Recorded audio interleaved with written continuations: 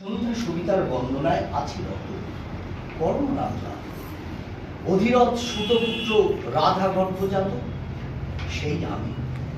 কখন তুমি কে গো মাগো? বৎস, তোর জীবনের প্রথম প্রভাতে পরিচয় করাইছে তোরে বিশ্ব সাথে। সেই আমি আসিয়াছি ছাড়ি সর্বলাজ দিতে আপনার পরিচয়। তবনত নেত্রকিরণ সম্পাতে তো বিগলিত মোর সূর্য করভাবে শৈল তুষারের মতো।